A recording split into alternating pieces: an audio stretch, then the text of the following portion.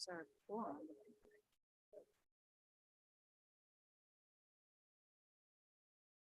Right. Now, do you have these are the answers to all the questions? Do you want a copy? I do, yeah. We went over them line by line in the finance committee. I just didn't, I just didn't know if you wanted it at all referenced.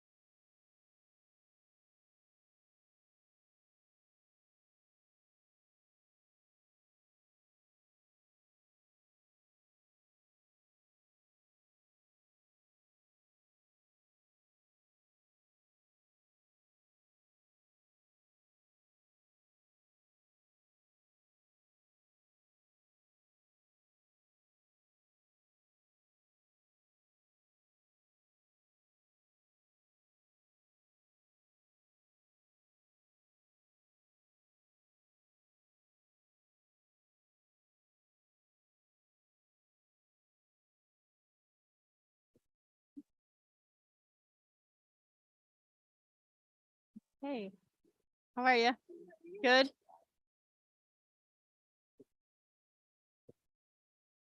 Stephanie, are you able to hear me? I just want to make sure my mic is working okay. And Stephanie, we might want to give her a video.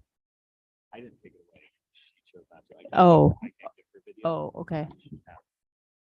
I Oh. can't ask her to use. All right. I'm here. Yay, there you are. Can you hear me okay? I can hear you perfectly. Thank you. Okay, great. Hope everything's going okay. Yes, it's much better. Thanks for letting me go home and manage it. I'm sorry. I'm sorry to like come and then go. Understandable. All right, so I'm going to go ahead and call the regular Board of Ed meeting to order on Wednesday, February 22nd at 6:30. Will you stand for the Pledge of Allegiance?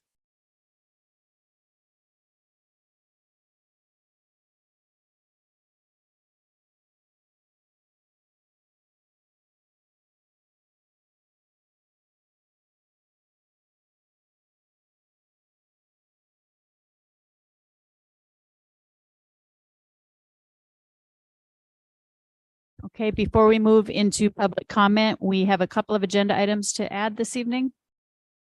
I'd like to make a motion to add a section 4(1) in order to add a new business section. In which I would like to add consideration of policy 6140. I second that. Okay, all those in favor? Aye. Aye. Opposed? Abstain? I would also like to make a motion to add 5C as a second read of the two policies that were given as first read at the last meeting. It was 5145.53 and 5144.4. I second that. Any discussion? All those in favor? Aye. Opposed? Abstain? Thank you. And do we have any public comment this evening?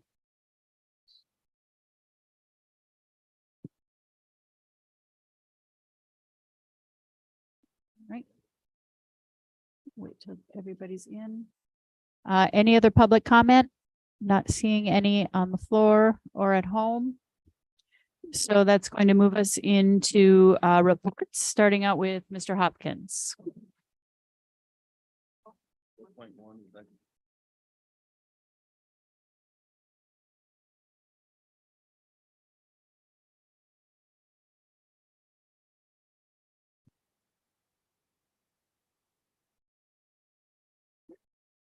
Okay, good evening, everyone.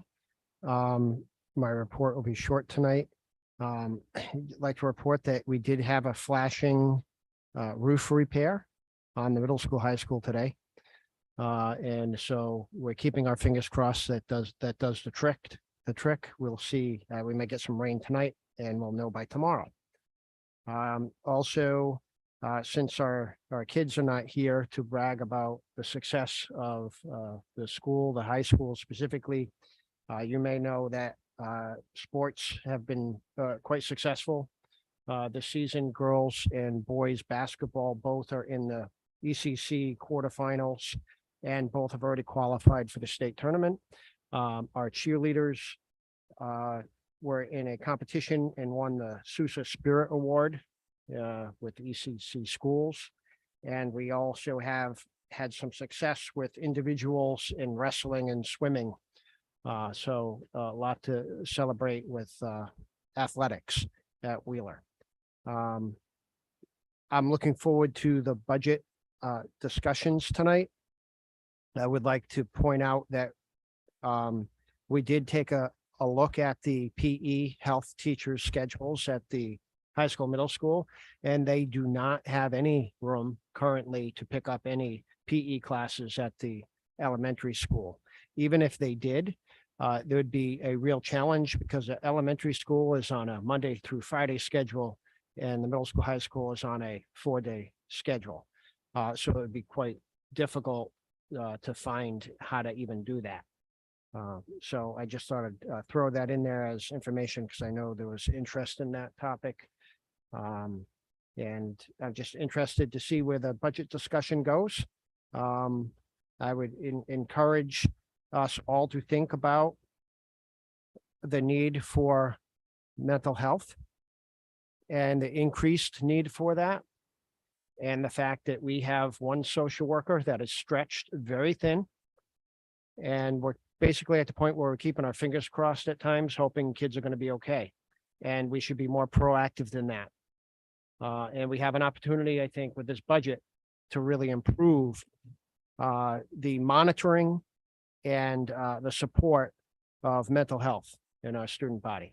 And I'll end my report there unless there's any questions.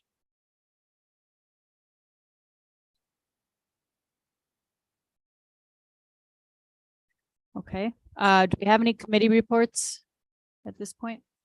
Well, we had a finance committee meeting last night and discussed 3 topics, one of them being the annual budget for 2023-24. When we went through each of the questions that came through, I think Bill and Troy did an incredible job on providing the details on those questions. There were a couple of action items that they took back. One of them was to update the budget based on some suggestions. That was accomplished as we got our updated copies tonight. And I have a couple of other items that Bill is going to respond to at some point in time to again help get some feedback on some of the details in on the staffing, certainly, and some other items. Second item on the finance committee was the January financial reports. We decided to have the board have some time to go through those, and then we can address that at the next meeting in March. And then we had some minor discussions on non-lapsing account items. So that concludes the finance report committee. Any other, I don't think any other committees have met. Did you? We didn't meet, but I want to just follow up that I sent over to Troy, the policy 6000 series, 6140 that we discussed in our meeting, to add the innovative instruction wording, but also Christine had sent me the updated CABE language. So kind of tying that all in. And so I think Troy's going to work on that and bring it to the subcommittee again for us to kind of just look at. the other thing was the policies that we felt were good, like ready to go. Those were the special education. What was the other one? Oh, and the grouping policy. We did uncover that there are some updated language that from CABE that's included in that, and whether or not I think as a group or the policy committee, if they want to talk about it, if we want to update that language going forward. So. Yep. So will you just get that over to Chet then for, if you want to go ahead and have the policy, he and Lisa review those? For the updated language, or how do you want to proceed with Yeah, those? So I thought maybe have Troy have a look at it and add the words that he wants to add for the innovative instruction, and then we'll maybe send it over to Chet and Lisa. Okay, Is that okay? Does that work? so maybe we could get those on as a first read, maybe for the April meeting. Would that be good would- for you? That would be, Would that give us enough Yeah, time? I'm almost done Okay. with that. Okay. adding that language. Okay, perfect. okay. Thank Uh, you. On subcommittee one, I just wanted to make comment that that Irma did update the diversity, equity, and inclusion language that we had approved. So that is updated and onto the website.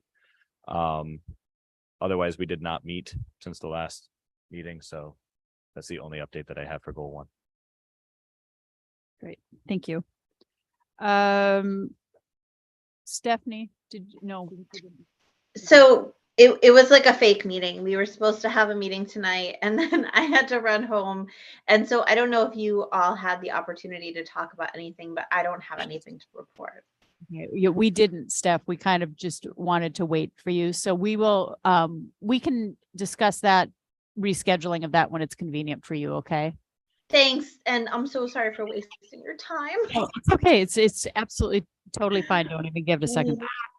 The Board of Ed is putting an ad in the yearbook, so everybody owes $30. You can make your check out to the Wheeler Activity Fund and get that over to the central office. You can also Venmo me if you'd like. And I can get you my Venmo later. When do you need that by? As soon as you can. Okay. Yeah. Alex and I met with Troy yesterday in the morning and did kind of a superintendent evaluation, the mid-year superintendent evaluation. And so we will put executive session on the March 1st meeting to just kind of debrief everybody. It was a good discussion. And we'll kind of go through it with you guys so you kind of know what the discussion was about. And we are in the process of para contract right now. So we met today and we'll be meeting again a couple of weeks now, right? So we're getting closer and closer. It's been good discussions. And that's all I have to report. So that takes us up to 4 subset 1 for new business. Next.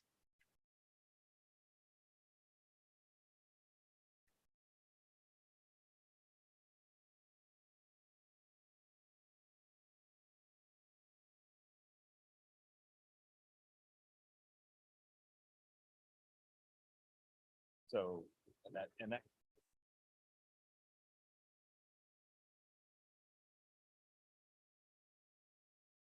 I did start looking at this one, yes. There was 2 versions of this one. I well, believe, right? and that's the problem is on our current one, there's 2 versions of 6140, and on top of that, we don't have certain state required classes listed as part of our curriculum. So the African American and Black studies, Puerto Rican and Latino studies that have been more recently added as a state mandate are not within our curriculum. But perhaps then we want to step back if Troy is working on this already, as opposed to Yeah. adopting the 6140. Yeah, I believe this is one that I was having a hard time finding where to put in language on innovative instruction because it's mainly just a list of subject areas. And it doesn't, it's really not addressing the instructional piece that I could tell that much. The other some other policies, it was easier to find places to put it. But I think this one is, This one's a state mandated Yeah, I think situation it's- where this is what the state requires us to have. yeah, I think it's pretty clear. Maybe we Yeah. don't want to mess with it. I So, think, yeah, I think with the subcommittee, we were just tossing this idea out, but it doesn't need to be there. I think it highlights innovative instruction without distinctively saying innovative instruction. well, and I was gonna say, if we're okay without adding language, I think we move to approve this so that we are within state law.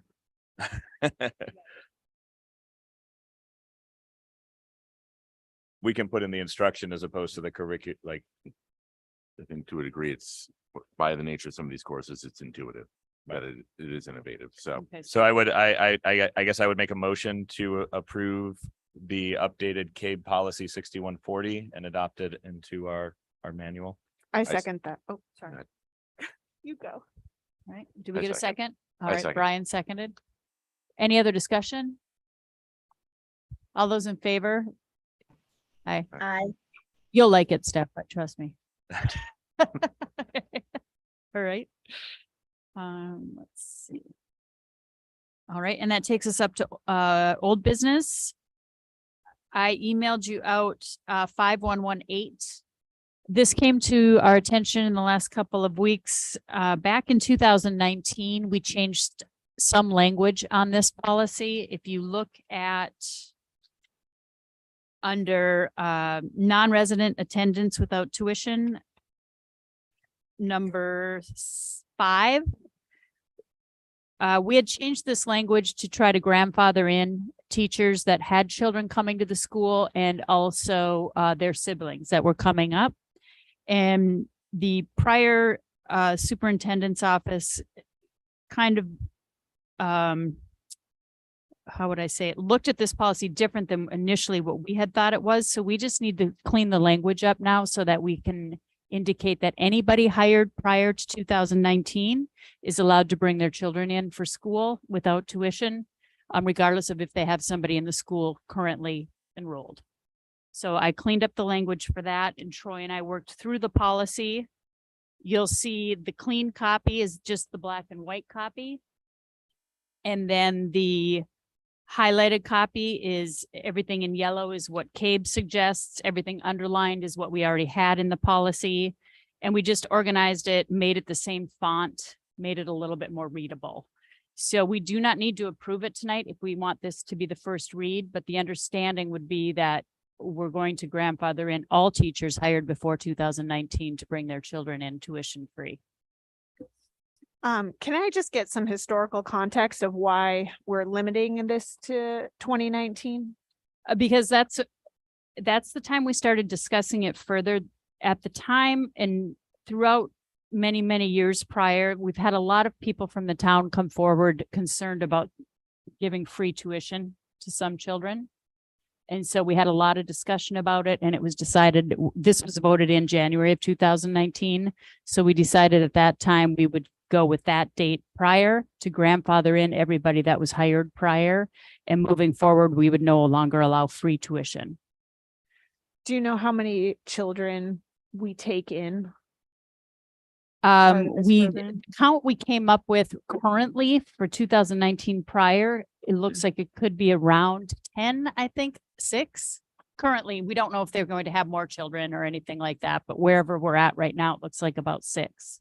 Moving forward, I don't know because it's no longer part of the policy. Okay, and so we wouldn't want to think about opening or re-looking at that 2019 again, or is there an interest from the teachers to have?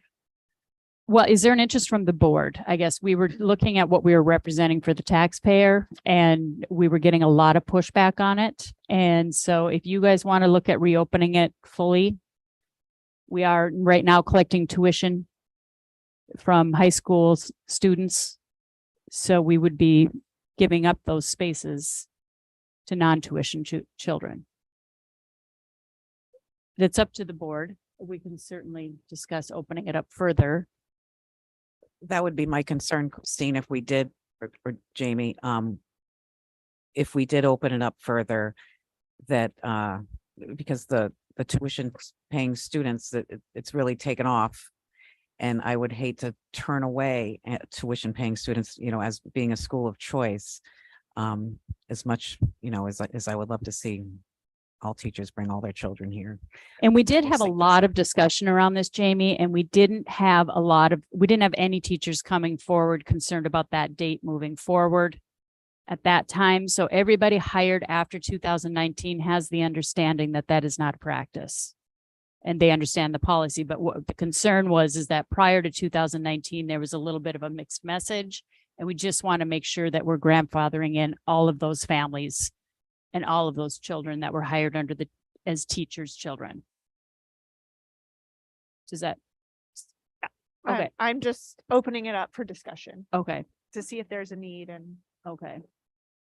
Any other discussion? I guess I would certainly be curious to know if there are a variety of teachers who consider that to be a perk that's important to them, only because of the idea that I think that we do draw amazing teachers here. And one of the things that you can use to draw amazing teachers to a school system is investing themselves in the system because of their children present. I guess Well, they wouldn't have thought it was a perk if they were hired after 2019 because it wasn't part of the policy at that time. So anybody hired prior to 2019 was told that this would be something they'd be able to do, and we want to honor that.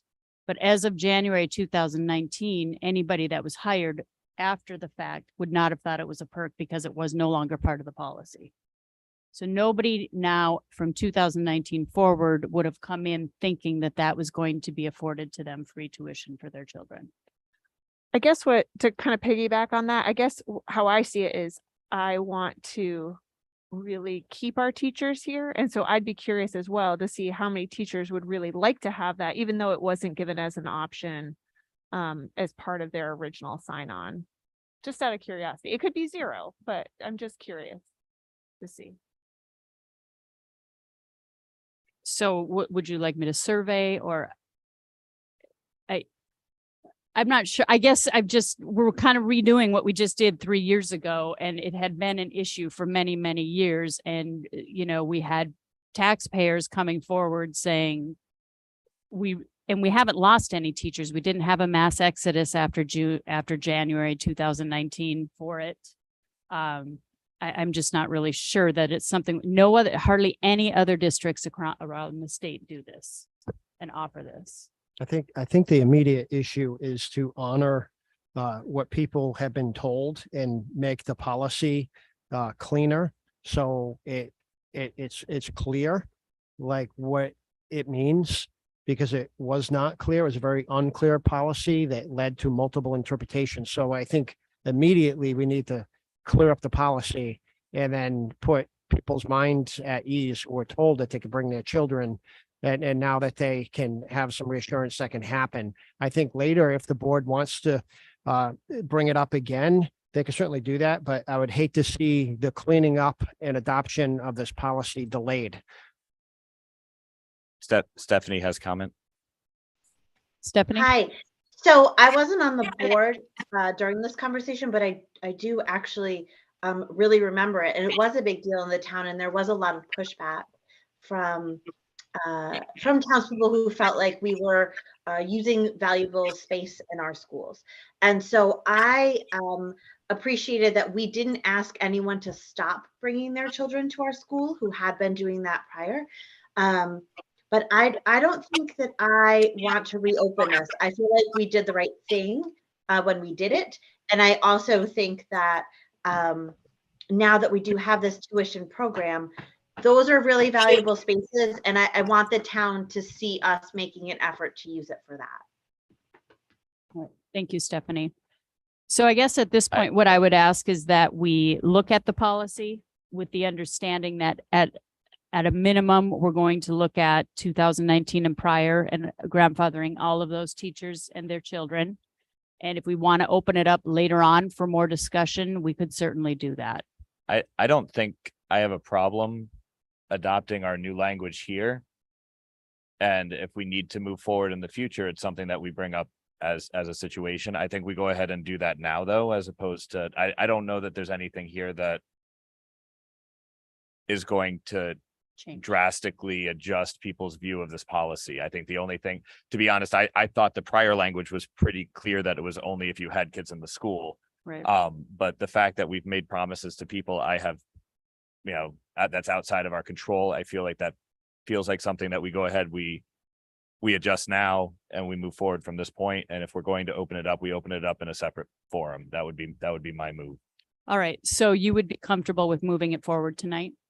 I would be. I would make a motion to approve the new language in policy 5118. Okay. Can I get a second? Second. Okay, great. Any other discussion? All right, I appreciate you guys moving forward. Roberta's here, so I think that'll be good as well. All those in favor? Aye. Opposed and abstain. Great, thank you.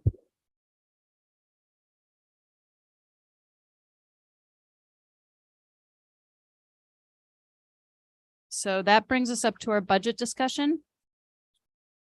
And I've asked Alex to kick that off for us this evening, unless Troy, did you want to start? And then did you have anything you want to start out with? Yeah, sure. I appreciate the questions that the board members sent in. I was pleased that Bill was able to quickly respond and get all those answers to you right away, which you all were emailed out. All the answers to all the questions.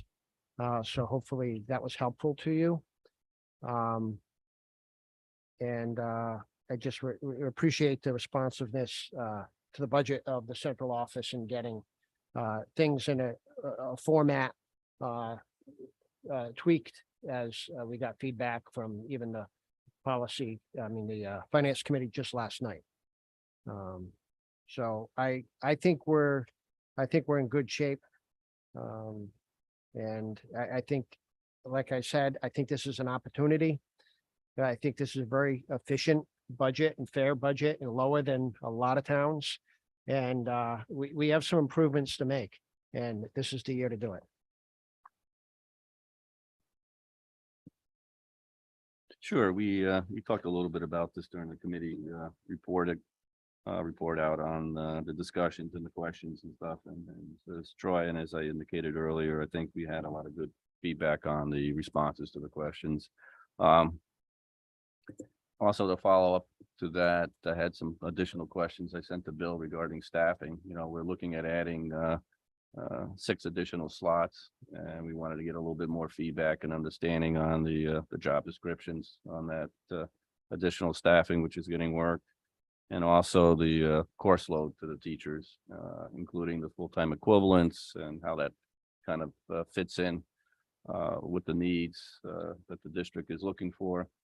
And some of it seems like a very obvious, like the social worker we talked about. I'd like to get a little bit more feedback on the central office staffing request. Also, a little bit more detail on the stipend for the curriculum support. But that's basically all that I had. I didn't see much else to really pick at. I was hoping the rest of the board would spend some time and see if they had some additional thoughts or strategies that we should explore. But overall, I think the budget is from a zero-based budgeting philosophy, looked pretty good.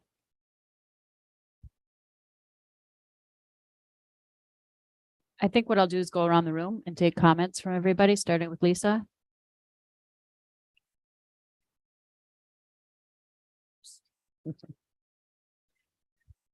I was wondering why the elementary administrator, the change is plus 3.50 and the other administrators are 2.0 or 2.25. The very first page. Those are It's a contractual. contractual. Yeah, Is that would be my understanding, right? On the movement on that, it could be step movement, it could be, Okay, so he's somewhere different in his contract. right. Is that- Okay. And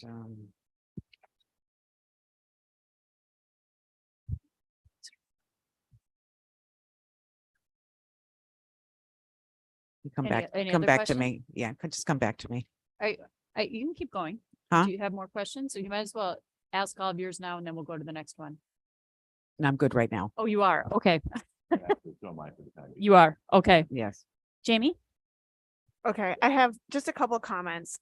So thank you for responding about, I had the question about the playground mulch. I guess I would like to request that we do have that as a separate line item. In the past, it has been a big issue. It has gotten lost. And so if there's any way we could pull that out to ensure that the elementary school gets the wood chips and it doesn't end up around the track or in various areas, and it needs to be replaced every single year. It just is kind of a kind reminder that the we chose to kind of go this route and keep it up to date. Because I think it said that it was under athletic supplies, athletic field. It is a line item under there. It isn't just bulked in there. If you see, if you look at Bill's reports in the detail, it is a $5,000 line item for elementary school mulch. But it's not in this budget that reflects towards the town, correct? No, because there's several line items in there. When we discussed it last night, we didn't understand why that one would come out over the top of anything else. It was just as important as the mulching on the fields, all the things that were in there weigh as equally as important. And it will get, we don't anticipate it not getting done. Are you concerned it won't get done if it's not forefront on the report? I guess given the history, it hasn't been done. And also that playground was funded by the people of the town. And so I think it kind of just shows that we are maintaining it and supporting it based on their efforts as well. So that's the reason why I would like it to kind of come out as a standout item, but it's up to everybody else, I guess. I was thinking if Bill can have a list that makes up what the $5,000 is, and then part of his backup to the budget of that number, would that work? Versus just specific? 5,000 is entirely the mulch, correct? Yeah, it's all the mulch. Okay, so we do have the. Yeah, so then why don't we, So Wow. Bill handed out a packet at the beginning of the meeting. And on the second to last page, it has maintenance, building and grounds expenses broken down. And you can see the mulch for the elementary playground listed separately for $5,000 right on that more detailed. And I don't think we record. got that list. I think you only have that list. Oh, Right, I think sorry, I just saw it now. I mean, Oh, this is okay. fine. I Gotcha. guess Yep. I was just looking but this isn't going to be presented at it's fine. Well, it could be. it could- it I mean, could we be could, still- we can Okay. decide, Yeah. Bill worked really hard. Yeah. Yeah. And this, I mean, this is nice as like a breakdown. I think it gives it a little more clarity of, and the details really nice to see like what athletic and school grounds are, because it just to me seemed a little vague, but if it's possible, that would be, I think that would be great. I feel like if Bill says it's not a big deal to add it in, why? So would it be fine just to add the whole report then, not just one line item for mulch, but to add this whole chart? If you feel that, to make it more equitable for all the other items, I'm totally fine with it. Yeah, I'd like to see that. Sure. The whole thing, sure. Absolutely. All right, so I think what we'll do is just add this when we give our presentation to the Board of Finance. We'll add this, add sheets. these sheets. Yeah. As backup. Yeah, All right, that'd be great. would that Yeah, make that it ma- more visible? Yeah, that makes me happy. Okay, okay. Well, if you're You know, happy, we're happy. Great, Jamie. it's the hill I'm gonna die on is the playground. So can I move on to? another- Yes, of course. Okay, so I am 100% in support of having this other administrative position at the elementary school to really help. And I apologize, I'm blanking on the exact title, but not assistant. We call it Dean of Students Dean of / Student. PE teacher. I thought we were gonna, Last- I thought it was a wellness coordinator. Well, that's what we called it 2 weeks ago. we Oh, called it. okay. Yeah, Okay, we could call it a lot of different things, okay, but and yes, it's not an administrative position. It's a It's- teaching position, and that's why we didn't have it on the chart. okay. Sorry, yes, okay, thank you. I guess I don't want this to be an unpopular opinion, but just for consideration, I really like the idea of a dean of students and supporting kind of overall mental health. I understand the logic of having another PE position.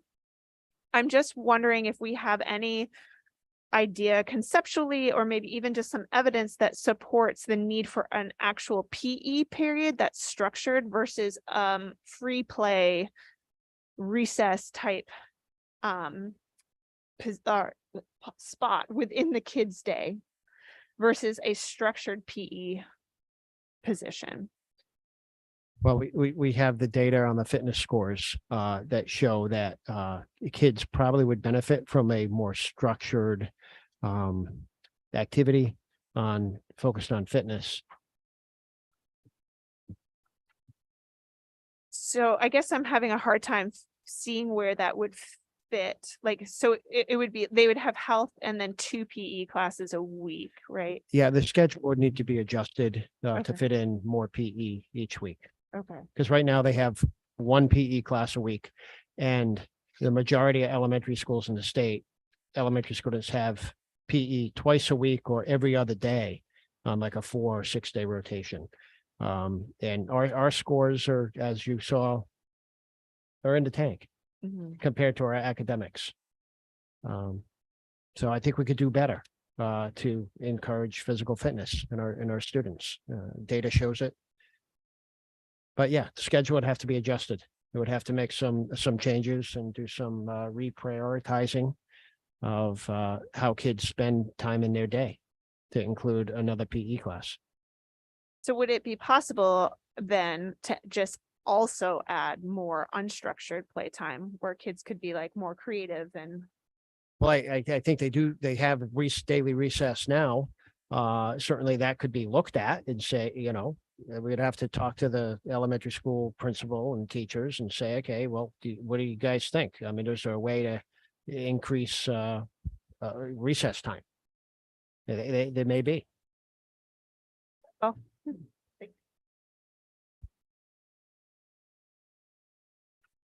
Is there anything else, Jamie? Okay, all right. Alex? The only other item is we requested to have technology give a presentation at the next board meeting to kind of coincide. We're looking at wood shop being added, so be nice to get a perspective of how that fits in with the rest of the technology as far as the coursework that Dave Bradney is responsible for. Yeah, so I spoke with Kristen St. Germain about that topic, and she's going to see what she can do to get a technology presentation for us on that very topic about how does the wood shop fit into the rest of the technology department. And hopefully we'll have that on March 1st. Great, thanks. That was it for me. Again, I had a lot of the questions, so they were responded to. So. Okay. So I guess my only couple of questions would be if we could possibly get, next time you meet with the admins, which probably will be soon, I would assume, if you could go through the stipends, the coaching stipends list and see which ones we actually don't have currently, because I think what we're reflecting on our budget right now is the entire stipends list. Is that correct, Bill? So we may be able to trim some there if there's actual positions we're not using or filling. And then the other thing would be inevitably, I think this is a solid, excellent budget. And we'll see how, after our discussion next week, what we want to move forward. But the other thing would just be, I'm sure you're having discussions of if we have to make some cuts, where's it going to be? And kind of be prepared for that to present to us if that's what we end up having to do.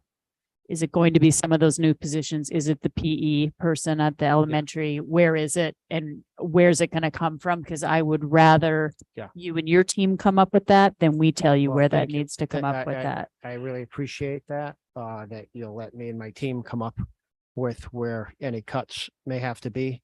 But we put together that slide on additional items because that's probably where we would look if we had to and prioritize those. and it would be some hard choices. You know, we really do want to get that alternative education program going because it's better for kids. And it potentially is better for the overall Board of Ed and town budget at some point. And that's based on individual need, which is hard to predict. So we definitely, I think we could come up with some priorities if we had to trim. Of course, we don't want to trim anything. Everything we presented, we need. But if it comes down to it, I appreciate that you'll let us decide what stays in. And then also just for everybody to understand the impact, the tuition we'll be bringing in next year to the town is $300,000. So if you look at your bottom line, that's almost a third of our ask in our increase. It's really important that we continue to focus on that. The other thing I think the board wants to think about and maybe take a look at is next week, we should spend a little bit of time looking at that non-lapsing account. We don't have that in front of us tonight, but we had a little bit of discussion about it last night. And while we realize it's earmarked just for education things, we also have to keep in mind we've had 2 big years that we've put into that account that we probably wouldn't have budgeted the way we did had we known that was going to be so much. So we need to really think about, are there some things that maybe in this year's budget we can help by using that account, but also being cautious that we don't overuse that account to supplant our budget. So it's kind of a fine line, but we do want to take a look at the non-lapsing again as well pretty closely on March 1st. So I'd just like to take a moment to say that I think that we need to put a focus on the alternative ed piece of things. I think it's going to be a moneymaker in the future. I think when it comes to tuition students, it's a spot where we can look to make growth, where we can take students from other towns in the surrounding areas even and plant them and use that as a money-making piece with that tuition. I think that would be a real loss if we don't move forward with that program. I couldn't find the math program, the one that we're instituting in 7th grade and looking to do advanced math in 6th grade. And I was looking under math text, under math technology, like I couldn't figure out where's the program that was presented by Rob regarding, or I think it was Rob who was talking about doing it in 6th grade. It might have been. Okay, so it's not within the math, it's under a got it. All right. When I was going through, I was just struggling to find it. And so I was trying to pick out the different pieces that were within that new stuff coming in.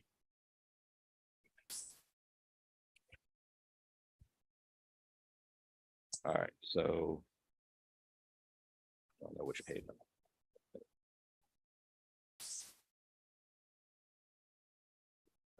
I have too many different sets of these.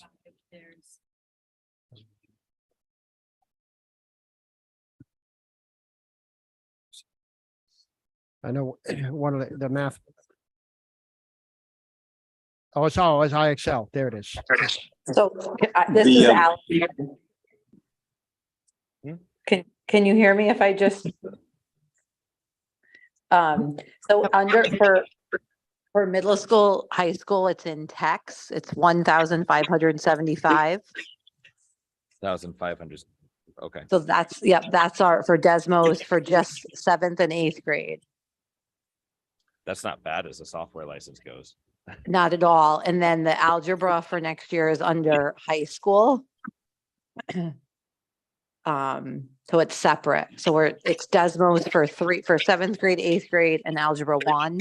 And then Rob has it for 6th grade. Yeah, so can you hear me okay?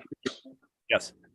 Yeah, so on mine, it's just lumped in under my math budget. So I have do the numbers 16,5. It's for the Envision for K through 5, and then there's an additional $1,000 for the Desmos.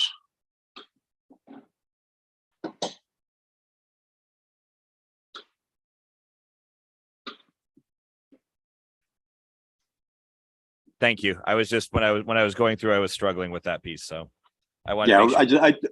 I didn't break them out separate, but just all math tech supplies went into one line. And when you're looking at the report, just so you have an understanding of these numbers, in that first column, Bill had to add it kind of at the last second, but under location, 1 is for elementary, 2 is for district, 5 is for middle, and 6 is for high. So when you're looking at mathematics, for example, you'll be able to see One is elementary. 1's elementary, 2's district, 2 is district. 5 is middle, and 6 is for high. Stephanie, I'll get you a copy tomorrow, so you have it for yourself, okay? And did you want to write that down, what I just said, just so you can kind of have a legend for it? Okay. All right, go ahead. Sorry, Chad, I didn't mean to interrupt. Nope, that was honestly, that was the main thing I was looking for. I am a little bit, the PE position I'm a little bit curious about, but that'll come in later discussions, I'm sure, when we're discussing those pieces. So. Can I ask you a quick question about that, Troy? Kind of devil's advocate on that a little bit on the PE. Sure. I understand our score is low. That's the presidential test. Is that correct? How many Yes, yep. push-ups you can do? How That's correct, yeah. Push up, how does that really flexibility. how does that really reflect on the physical health of children? Honestly, like if I have a kid that maybe plays softball but can't do a lot of push-ups, does that test really have a good reflection on their actual physical fitness, or do we not need to be so concerned about that test? No, I think we do. Okay. Because it tests the strength, basically the 3 major areas of physical fitness, which is strength, flexibility, and endurance. And those are all things that people need if they're going to be, successful in, certain competitive or individual activities, sports, just recreational activities. We want kids that, don't get out of breath when they climb a step of stairs. All right. So, there's some endurance.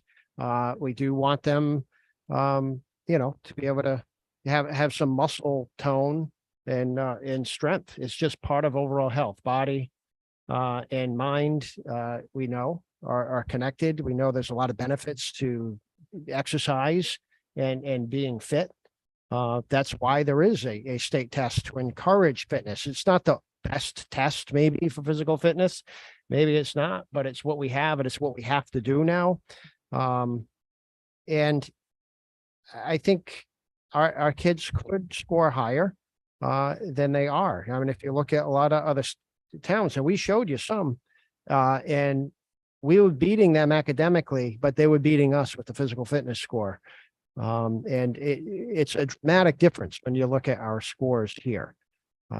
So yes, not the best test, but it's what we have and what we have to do, and our scores should be better. Okay, thank you. And then my last question on that, just because I think this keeps the PE is going to come up a little bit. For quite a few years, we've talked about an intramural program and having some kind of a program, not necessarily just a rec program or having to be in a sports per se, but maybe just an after school kind of physical activity program. Do you know in other districts, is that something that is working? Would that at all reflect in that scoring? Would that be something we should look at, or is that a little bit crazy to think No, about? absolutely. I think that's a great idea. There are many schools that run running clubs. They have marathon clubs where the kids run like 26 miles over a period of weeks, or months, and they run the last mile on a track in a big celebratory atmosphere. And they get a medal for participating, and it just kind of makes it something that's fun, and the kids like it, and they get fit and they monitor their progress, which is a huge motivator. So, things like that, things like, I mean, the teachers probably can come up with a bunch of ideas. And there may actually be some things happening right now that I'm just not coming up with on the spot. But I think we could look to expand our after school offerings for activity for kids, but then you're going to have to pay for it somehow. You're gonna have to find the people, well, find the people Maybe in a interested. before and after school program where parents pay for that, but we also have things that are active. Yeah, you could, but, you know, you have to have the people willing to run it, and then you need to have the space. And space has been a real challenge, with our own athletic teams and town rec. You have other organizations that want to use the schools, Cub Scouts, Boy Scouts, Girl Scouts, you know, it's just, there's space issues. It's not that we can't do it. And I think the fall is probably a good time to run some stuff. I was just curious. I didn't want to put you on the spot with it. Yeah, All right. no. Thank you. All right. Stephanie, did you want to go ahead? Yeah, I have, I think I have just a few comments. I'm not sure, maybe just some stuff to think about. So, math is not my strong suit, but when I look at 6.7%, I did sort of look at the numbers, and I have come up with my non-math brain that our 6.7% budget increase is equivalent to approximately 2 mils for the taxpayer. So that is something that I think people will react very strongly to. And so if we're not able to sort of make some adjustments, I think we need to think really hard about how we're messaging. And I know that our tuition is bringing in revenue to the town, which is super exciting. And actually, if you have watched any of the selectmen's meetings as they're putting their budget together, you will see that there is an increase in the revenue line to the town. And it's exciting. You can see where it's coming from, and it's great. I think the issue is that no matter how much we talk about and say that this is coming from us, it doesn't change necessarily the impact to the taxpayer. So while the town is putting together their budget and they are showing an increase on the revenue line, and they're saying, you know, our budget impact will be, you know, less because of that revenue, whatever. It's just about what side of the ledger it's falling on. At the end of the day, it's a significant impact to the taxpayer. And I think we just have to think about that. I think it feels good to say we're bringing in that money, but I'm not sure that it's going to resonate with the people in our town. So with that being said, Troy, the stuff that you and your administrators were talking about at that last meeting was really incredible. And so I think we need to really concentrate on the increase in services, not just on the dollars. And so I think that your presentation really started to do that. But I'd like to look even more specifically, maybe for next week when we're sort of looking at this more critically, when talking about especially these new positions, you know, answering the question, why? Is it solving a problem, or is it providing some sort of enrichment? A better understanding of what it actually is going to look like. How did we decide that it was necessary? What are the goals? How will we know that it's working? And when or how will we be able to see or hear the results? And I think a little bit about the new position that we put into play last spring for the special ed director with associate principal duties. So that was brand new, and we created it because we thought it would work, and we thought it would be great, and we thought it would be efficient. And as it turns out, based on last week's presentation, it doesn't really work in real time. And that position really, it's not structured the way it needs to be structured in order to maximize benefits to the students. However, that was the first I heard of it.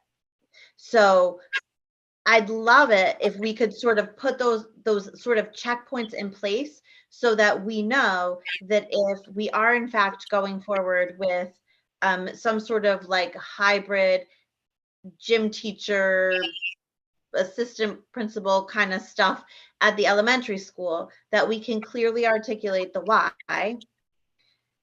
and we're going to know exactly what it's going to look like and how did we get to that. And part of that story is going to have to be that you evaluated that position and it didn't work. We're going to need to know what the goals are, and we're going to need to know how we're going to measure it and when we're going to hear. And I think that once we are aware of that, that'll be great. But then we're going to have to start talking to the town about it, because I think you'll hear a lot of the people who are really heavy on numbers talking about things like zero-based budgeting and metrics. And so I think if we can speak in that same language back, then you connect with those people.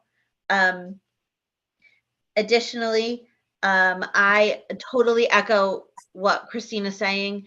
If you could come to that meeting with the list of things that if we had to remove from the budget would be the least impactful.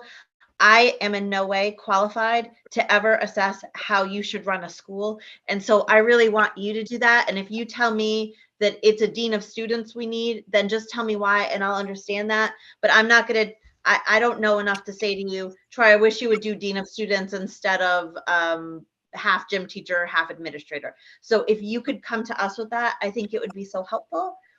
And then the other thing, we started talking about it last night, Christine brought it up, and I think she's absolutely right.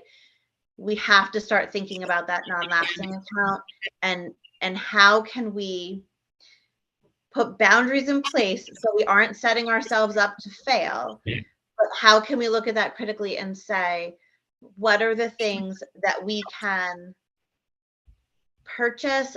As I look through the budget, I look at things like the supplies and purchase services.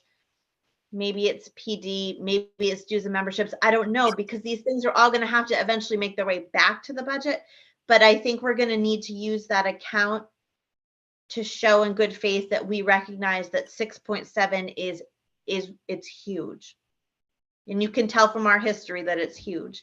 And so, here's what we're willing to do. But I think in doing that, we're going to really have to think about our boundaries, because we can't every year be looking to the non-lapsing account, because it's just not going to be there. We're never going to see this balance again. But I do think it's something that's going to be really necessary for us to do if we want to move forward with a budget this is an aspirational number and it's really exciting too when you think about it, but really we're going to have to be thinking outside of the box to make this work. That's all I have. I appreciate your comments. And just to remind everyone, the status quo budget, if we didn't add those things that we're calling additions, is 4.8% already. And that's not adding any of that we're talking about. Not the new social worker, not the 3 paras, 1 special ed, 2 early elementary, not the dean of students / PE teacher, not the curriculum coordinator for $15,000, not the $28,000 for innovative instruction, PD or curriculum writing. I think those are the additions that we're asking for. So those are the additions that bring it from 4.8 to 6.7. And that's the reality.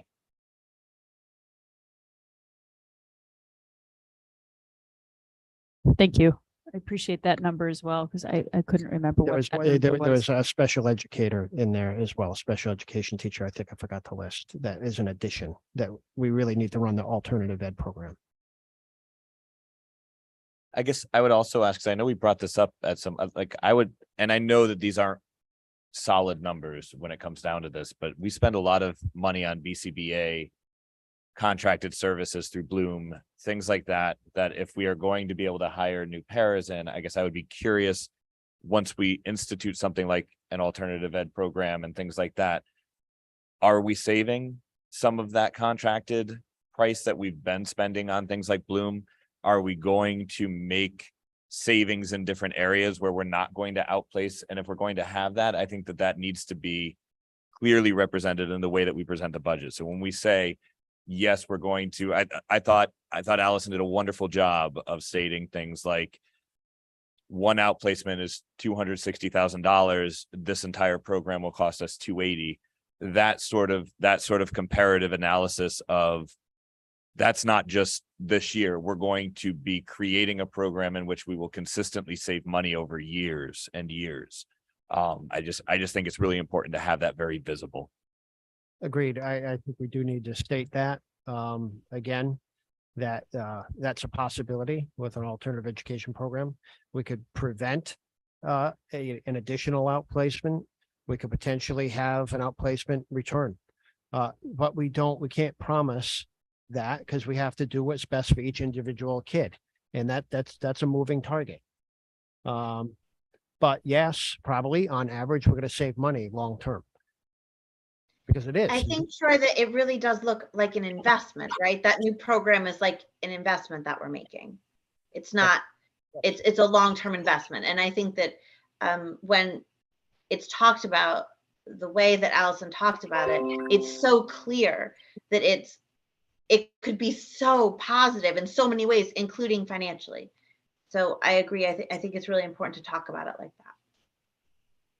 Will Allison be available that night that we present to the Board of Finance to answer any questions around this, if possible? Well, I could find out. Okay.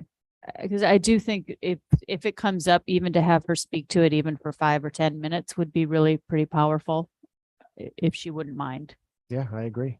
We'll find out if she's available. Okay. So I just wanted to add for some of these additions that we're kind of including here, I apologize because I had a little bit of COVID brain at the last meeting, but really focusing in on the goals and how they relate to our 3 goals, I think would be, and I know you talk about them, but really honing in on why we need these as they kind of relate to those goals, I think would be very valuable. And even for us to recognize them in when we have more discussion to say, well, although we may think that this position or whatever it is may not be necessary, as long as we can kind of always bring it back to those 3 goals. Good input. Yep.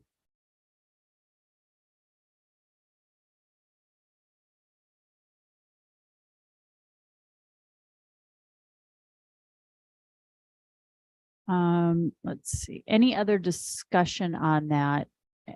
And do we at this point want to give any direction? Other than the discussion we've had, do we want to give any solid direction on moving that number, or do we want to talk about how spending more time on the messaging and how we move this forward? Well, certainly on the PD part of it, I'd like to see non-lapsing pick up some of that. I think that was a comment we had yesterday. Yeah. So I think there's some opportunity again on the staffing changes. I'd like to look at some more information, but just to understand that better and to any workaround if that's at all possible.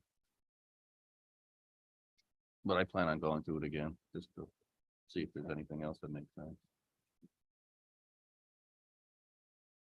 I think when discussing the alternative education program, we should also discuss what the cost is now. Like we outsource many things that we would not have to outsource if we have the alternative education program. I think that could be really important. It could, I mean, I don't know what those numbers are, but in my mind, it could be about a wash. It could be, or maybe it's a savings right off the bat because we would just be doing the things differently and at the same time keeping the students in our community. Yeah, I think that's a good point. I do think though, to Allison's point on that, we don't know that there's going to be that savings, especially in next year's We don't know, but budget. we do know that we outsource things that we wouldn't Right, necessarily have but to outsource in the She program. just didn't anticipate knowing for sure if we were going to not be outsourcing those kids with the program. I guess that's kind of the unknown was we don't want to assume that all of our outsourced kids are coming back in-house with this program. No, but there will be some that would need or require some individualized education that would otherwise be outsourced, but will not because we have this available in-house. Does that make sense? I guess what I'm trying to, you can speak to that more clearly, Troy, than I probably can. I don't want to offset the number if we don't know that for sure, I guess is what I'm. Yeah, we just can't promise. Oh, sure, but I mean, but in, the in odds our, are there'll be significant savings in the future, yeah, but we have to build the program first. right. So I think someone mentioned it's like an investment, and I think that's a good way to look at it. I think maybe Steph mentioned that investment for the future. Chat, I think we were talking about that too. It's an investment for the future. I mean, we do have to be careful about saying, the number of students that we have and, that kind of thing. We don't want people to start guessing who people are and, Well, you would present a vision, right? I mean, we're not going to know exactly what it's going to look like or exactly what's going to cost, but we'll present a vision that would make sense. Yeah, I think we can explain the vision, and I think it was great to see if Allison will be available because she has a way of articulating that very clearly and convincingly.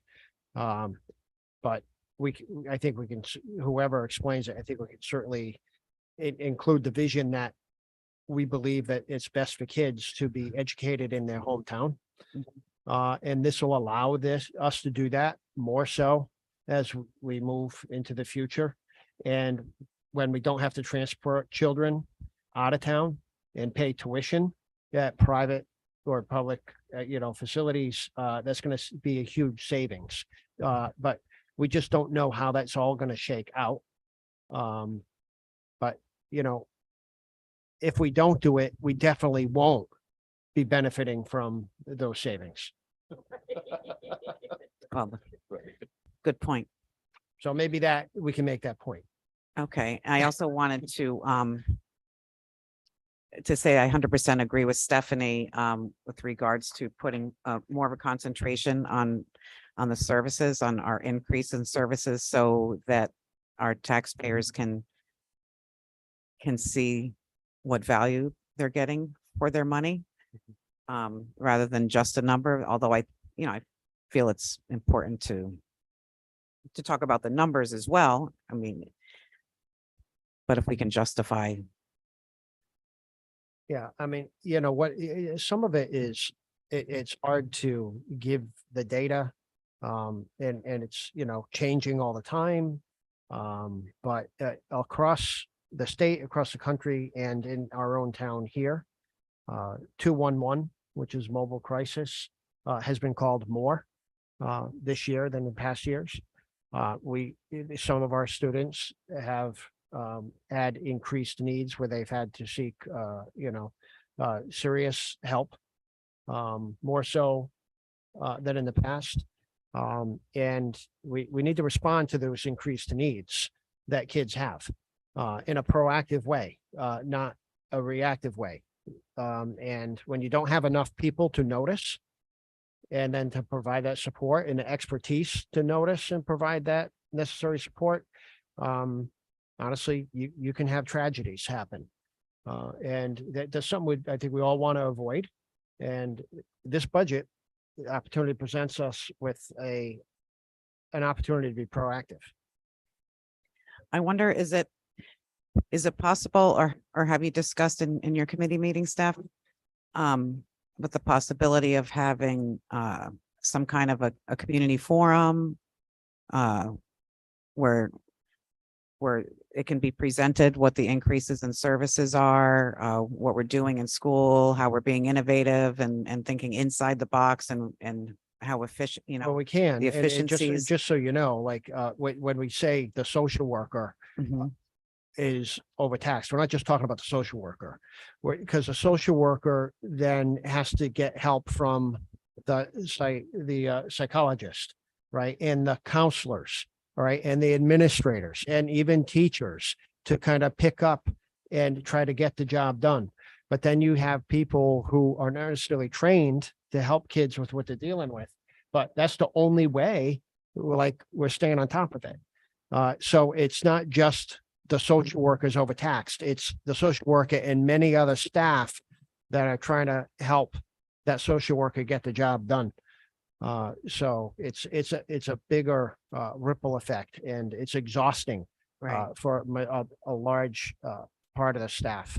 Right. So I that would give to a deeper understanding of the need, right? I would like And to so- do that at the Board of Finance meeting and really make that messaging strong and clear, and not so much about the number, like Steph said, but Right. about what's behind the number. Having another forum, I don't know is going to be as effective as us really getting the message out to come and hear the message at that meeting. And that's what it's for. Well, the issue is people attending the meeting or watching the meeting. So I would like to see, in addition to the Board of Finance meeting, have some sort of form. We had talked about it last year, at a budget, you know. Did we talk about like a Facebook Live? We talked about meeting? doing a Well- Facebook Live. Yeah. Yeah, I was thinking doing something at, at the school, you have a presentation and questions and answers, we invite the community, the parents, the community. I mean, I know it's a lot. I know this isn't your full-time job. It's But the I one I- wonder Just if we wonder- were talking about this presentation, because I tend to agree with Lisa and Christine. I think that at the Board of Finance meeting, no matter how much you try and talk about the vision, they want to talk about the numbers. And so it may get a little lost there. But Troy, do you think it would be possible if the presentation, I mean, I guess after the tweaks that everybody has to make, but the presentation that Allison gave, and Kristen and Rob and the other Allison gave to us the other night, maybe something like that. So Christine, it's less about maybe you presenting the budget and more about the 2023-2024 vision for our school district. And maybe that's an opportunity to explain a little bit more and to talk about all of the services and the enhancements and the benefits, and an opportunity to talk about some of the changes that you've seen in our kids since COVID and how we have to meet them where they're at and support them. So it is a total extra meeting, but it might be something that's important to be able to get that message out about not just the numbers. What are you getting? So my Something to think concern would be that in 2 weeks, we're presenting to the Board of Finance. And if we have to go back to the table with something significantly lower, when would that messaging come? After we have to come forward with a 2% budget? Or when would you like to do it? I guess, because we have between now and the 15th of March to get that messaging out. Next week, we have a board meeting where we're going to be discussing what the number is that we want to move forward. So we can definitely try to put something together. I'm looking at its closeout for winter sports. I'm just looking at the reality of asking to put another presentation together, which is a lot of work. And I'm not saying we wouldn't do it. For what will the outcome be? 10 people? 12? Well, I think that's the gamble, right? And if we're going to try something new, like put out a budget that's close to 6.7%, we may need to take a gamble on some of the other stuff that we do. And it could be 10 people or it could be 50 people. I think the appropriate time would likely be after we as a board decide what you're going to advance to the Board of Finance. And potentially at least before the Board of Finance tells you that you have to make cuts, right? Because we'd want those people to buy into our vision and then understand the vision. And then if they felt, empowered to do so, attend that Board of Finance meeting, contact their Board of Finance members and say, this budget's important to our town, please don't cut it. So that seems to be strategically where you'd want to place it and how you'd want to educate people. I agree that the time is tight, and I would think though that some of those presentations are almost ready to go, and it would really, it would require staff time for sure. But I think we have to look at doing things a little bit differently if we're talking about all these amazing things that we're changing and running the district a little differently. Yeah, I think that's very important. I would like to maybe ask that Troy, Kristen, Rob, and Allison, maybe see if that would be a possibility for you guys to be able to pull something together. Like Allison's presentation in my mind is done. She could print her, I'm just saying she could present her part there. And whatever Kristen and Rob and you, like whatever's kind of already done and doing. What do you, if you can meet with them and see if it's even We can possible? certainly, look at some possible times Okay. and see. I'm sure they would all gladly talk more about their schools and the needs of their schools. And, Yeah. And this is you know, what we're the doing. And achievements of their schools, because they're quite proud. of the school district and what they do here. I'm sure they'd jump at the opportunity to talk more about it. Yeah. I think it could be tough with the timing to figure out that. I think, they basically did that here 2 weeks ago when they Yeah. presented the budget. So I think the presentation would be probably very similar. Yeah. And It was a maybe great maybe presentation. it'd be just a different audience, but I do worry about would people even come? Maybe. Could we put the links to a lot that of people- presentation on our Facebook page, Stephanie? As an Yeah, option? we totally can. And I think we should. Just like we'll link, this one. I think the difference will be that maybe the next time that we talk about it, it'll be a more complete vision about what we're going to advance to the Board of Finance. And Troy, I agree with you that it may just be giving the same presentation over and over and over again to get different people to see it. So it may be the exact same talking points for a Facebook Live that we do in this forum, that you do to the Board of Finance, that you guys presented 2 weeks ago, because a lot of that is that consistent messaging that will be important to get people to understand. But if I were to quickly look at the calendar, I would say if we targeted somewhere like Monday, March 6th, that might be the right time, right? After our revisions, it's a Monday. There's not a lot of competition for meetings. I don't know what the PTO schedule looks like. I don't have that on my calendar as I look real fast, but then it's the same week as our Board of Finance presentation. We'd be able to do it maybe at 6 o'clock on March 1st before our Board of Ed meeting.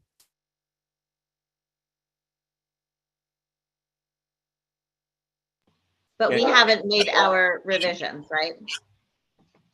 Right. And that's in 5 days. Can I just suggest, I mean, I think the timing thing is going to be really, really tough in this time period. I'm just curious. I know in last year for the Preston budget, parents, what they did specifically was the superintendent had a meeting almost immediately following school in an attempt to have parents be able to quickly and easily and have more ears hearing the presentation and hearing what's going on. And I'm just wondering if perhaps if our goal is to get it out to as many people as possible, that would be aiming at a different demographic and having a piece where we're hitting people perhaps where it would be easier for them to hop in and hear a presentation and hear some of the neat things that are going on and the impressive steps that we're taking and kind of target it that way. Perhaps I don't know if that would be a doable thing for you, Troy, but just as a different option so that we're not hitting the same evening crowd and audience, but instead hitting a different spot. I would not mind that at all. Just we could pick a day after school and I mean, we could be in this room and we could advertise it and people could come and we can talk to them about what's in the budget and the needs of the school. I mean, that would be fine. Yeah, could be right after, could be at, 3:30. A lot of 4 parents o'clock. work.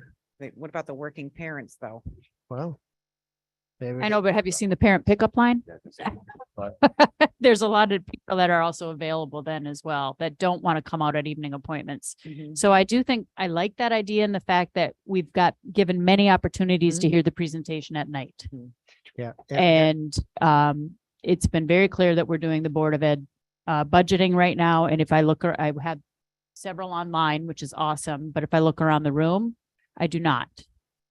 So my concern would be asking our admins and our superintendent, who's doing a lot right now between contracts and everything else, to add another night in the hope that we can reach more audience. And I'm not saying it's a bad idea. I'm just wondering if we really want to try something different, maybe something away from a nighttime meeting makes sense. Okay.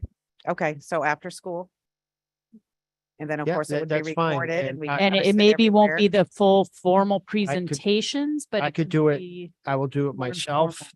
If the administrators are available to join me, then we could do it all together. But certainly I can do it. Pick a day.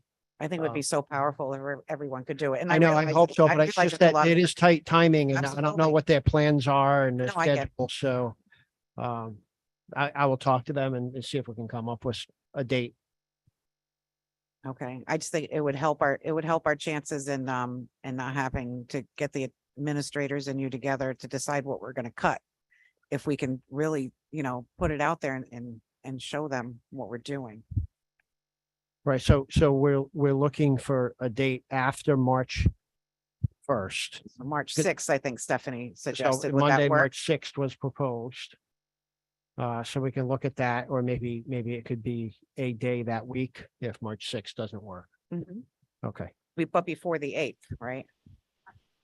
No, the Board of Finance is the 15th, 15th, right? right? Okay, gotcha. So it really could be any day that week of Monday, March 6th.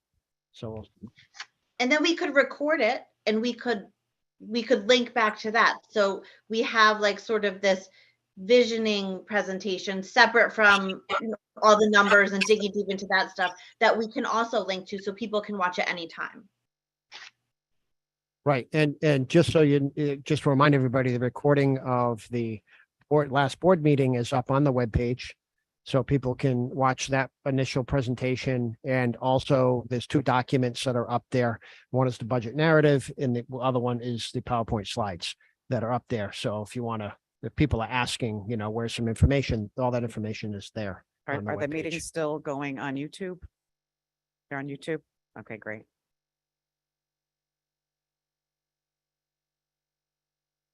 Any other discussion on that?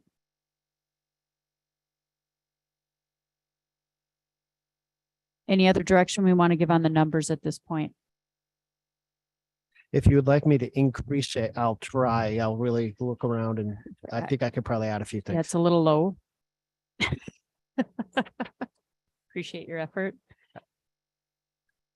All right, so I guess for the next meeting, what we're looking at is a little more discussion around the why behind the ask on some of those newer positions, keeping in mind that status quo is already 4.8%.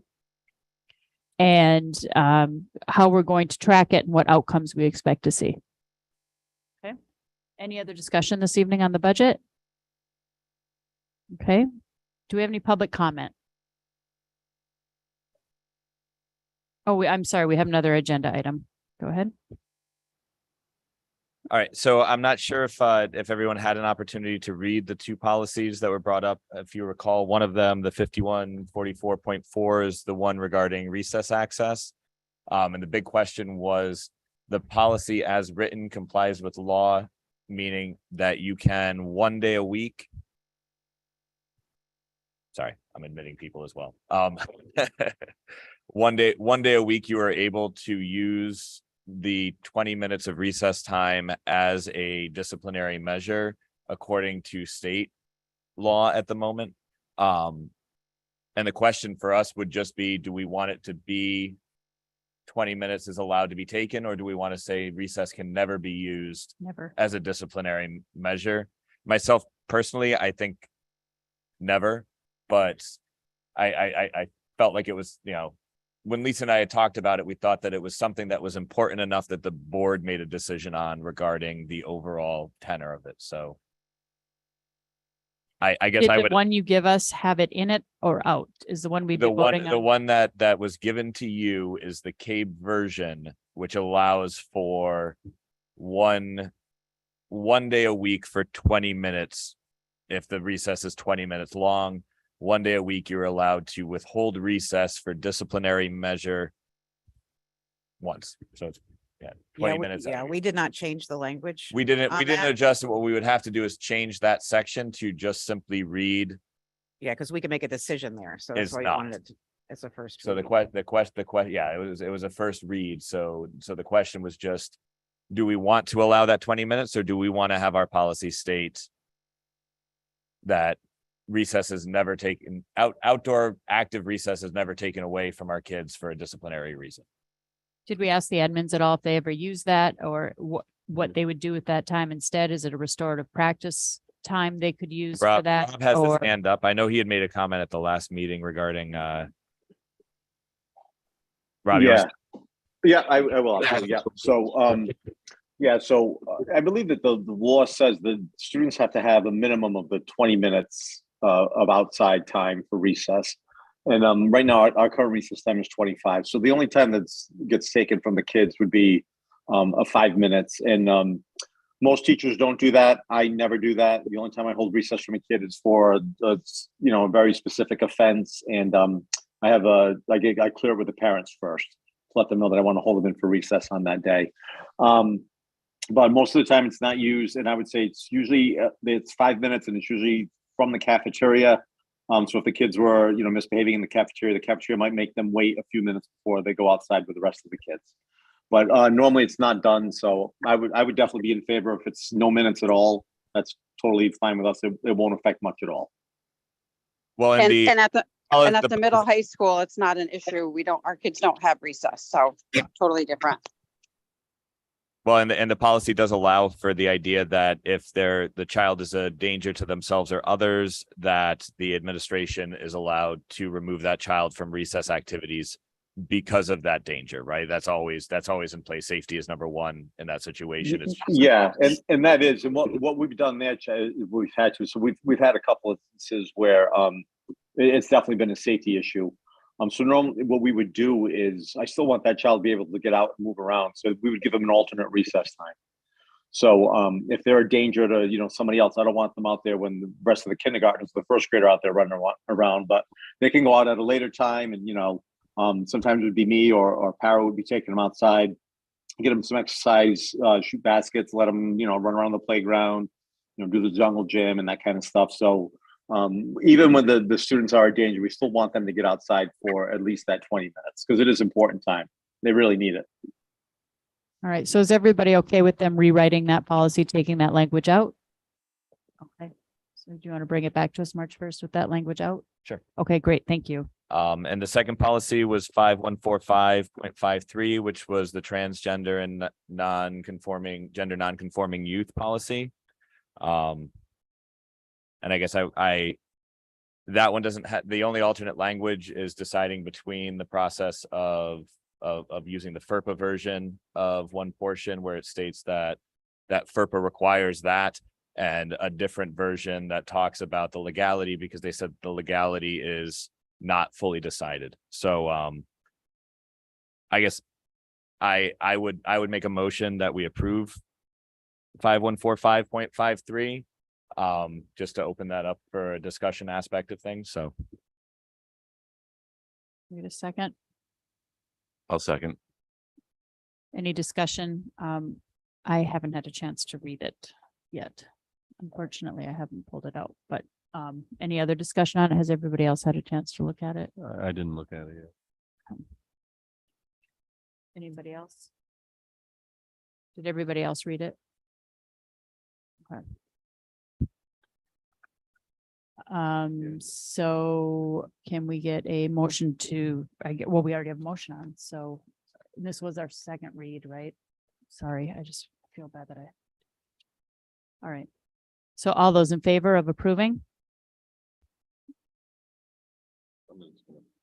Opposed? And I'm going to abstain just because I didn't read it. All right, so motion passes. And I'm done. So Lisa and I will get together. We'll rewrite that 5144.4 to Great. exclude any disciplinary action. That's what. Awesome. All right. We will have that prepared for next meeting. All right, thank you. I'll get better at my second reads. I apologize. Any other public comment this evening? All right, not seeing any. Need a motion to adjourn. I make motion to adjourn. Second. All those in favor? Aye, opposed and abstain.